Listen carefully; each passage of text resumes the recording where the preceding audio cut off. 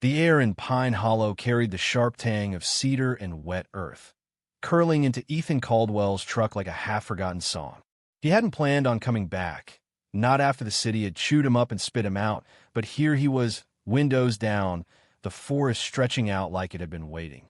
The ridge hadn't changed in years. Pine trees standing tall, moss creeping over rocks, the kind of quiet that made you feel small.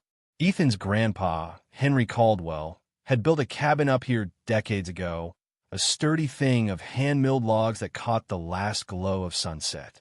It wasn't just a house. It was a piece of history, registered by the state for its old-school craftsmanship and the artists Henry hosted back in the 50s. A place where Ethan spent every childhood summer, learning to swing a hammer, listen to the woods, and sit still when the world got too loud. Ethan, now 32 and worn thin from managing construction jobs in Seattle, felt the city's noise still clinging to him. Angry clients, endless permits, deadlines that never let you breathe. When Henry passed last year, something in Ethan cracked. The final deed to the cabin arrived in the mail, and he knew he couldn't stay in the grind anymore. He packed a duffel, stored the rest, and drove west, not sure if he'd stay a week or a year. The gravel road to the cabin was overgrown but familiar, a path he'd helped level as a kid. When the cabin came into VYEW, weathered but standing proud, he killed the engine and just sat there, the silence wrapping around him like an old blanket. The roof needed work, the deck slanted, a window was cracked, but the bones were solid. He ran his hand over a beam, feeling Henry's chisel marks under the grain, like a handshake across time. The first days were good. Ethan set up a folding table, cataloged repairs, roofing, pest-proofing, resealing logs. The solar panels still worked, the propane stove hummed. He slept deep, woke with the sun, drank coffee to birdsong instead of emails. For a moment, he thought this could be more than a break, maybe a new start. Then came a knock. It was early, just past 8, and Ethan wasn't expecting anyone. He opened the door to find a woman in a crisp green jacket, hair sprayed into a perfect bob, her smile sharp as a blade. "Morning. You must be Ethan Caldwell," she said, extending a manicured hand. "Laura Hensley, from down the hill." Ethan shook her hand, wary. "Can I help you?" Laura's eyes flicked over the cabin, lingering on the stacked firewood. "I noticed active VY tie up here. We keep things tight-knit, with all the changes lately. Thought I'd say hi." Ethan nodded, unsure what she wanted. Her smile tightened. "I'm on the community board, not official, but we set standards. Safety, upkeep, that sort of thing. That cabin. It's a bit rough, don't you think? Some folks call it an eyesore." Ethan's jaw clenched. "This land's private, zoned, independent. It's a historic site." Laura's voice cooled. "Maybe on paper, but we have expectations. There have been complaints: safety, wildlife, aesthetics. I'm sure we can sort it out." Her tone wasn't an offer. It was a warning. Ethan stayed quiet, letting the silence grow heavy until Laura stepped back, her smile forced. "Welcome back. We'll talk soon." She walked off like she owned the trail. That night, by the fire pit he'd built with Henry, Ethan felt a knot in his chest. Something was coming, something that would test more than the cabin's beams. A storm hit hard, shaking the windows, rain pounding like it wanted in. By morning, the air smelled of splintered pine.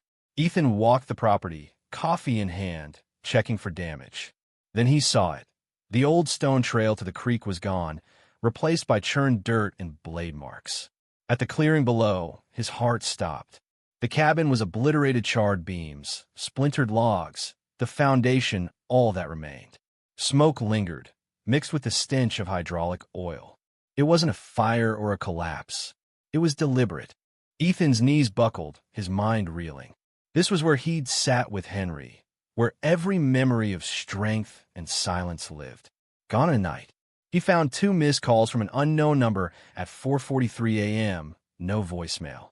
The sheriff's deputy, a lanky guy named Carter, arrived an hour later, looking like he'd rather be anywhere else.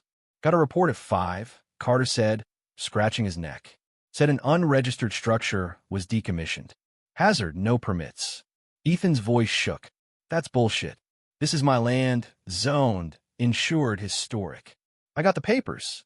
Carter handed him a packet of demolition orders from Evergreen Earthworks. No county stamp, just a signature and a note. Saw initiated by community oversight, Laura Hensley. Saw Ethan's pulse roared. This was no mistake, he growled. Carter shrugged. File a complaint. Talk to your neighbor. Ethan filed 3 complaints that day: zoning, preservation, sheriff's office. He didn't expect quick results, but it kept him from kicking down Laura's door. At the county office, a clerk recognized the address. You're the Ridge guy, she said. There was a petition 2 months ago claimed the cabin was unsafe, abandoned. They pushed an emergency order when ownership was in limbo. No inspection, just a statement and witnesses from Laura's crowd. Ethan left with copies, fury coiling tight. That evening, on the cabin's foundation stones, he heard a generator hum from Laura's estate. Something in him clicked, not loud but sharp. They thought they'd won. They just lit a fuse. He didn't storm Laura's gated mansion or smash her windows, though the urge burned hot. Instead, Ethan got quiet. He walked the property daily, photographing damage, measuring tire tracks, sketching maps. He pulled survey records, confirmed boundaries, and labeled his folder saw remains saw. On the 4th morning, he found orange stakes driven into his land, marked saw, LH expansion saw. Laura wasn't just erasing his past. She was stealing his future. He logged coordinates, filed for boundary verification, and learned Laura had tried similar grabs on other properties. A contractor showed up, claiming Laura hired them for site clearance. Ethan sent them packing, chaining the access point. Then came the garbage: broken glass, food scraps, a cracked garden statue from Laura's koi pond. He didn't clean it.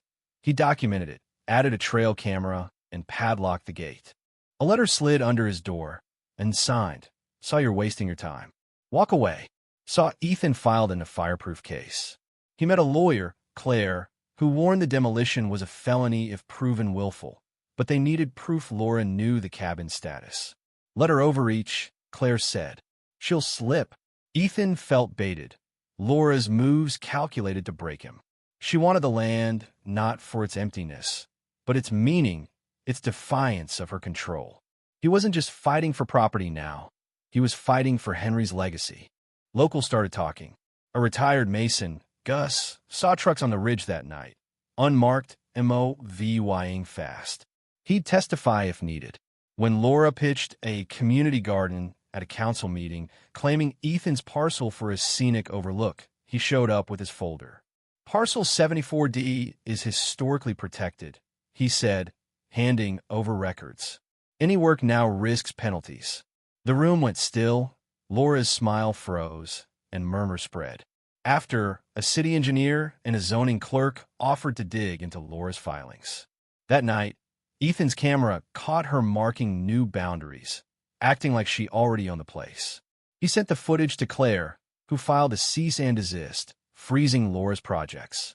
Then came the Doga Shepherd mix, throat slit, orange tape tied to its leg, left at Ethan's gate. He didn't touch it, just photographed and called the sheriff. The deputy muttered about sick people, but did little. Ethan covered the body, added it to his file, and kept going. Someone tried to reroute his mail, claiming he'd left. The clerk caught it. Ethan bought more cameras, catching Laura and a contractor pacing his land.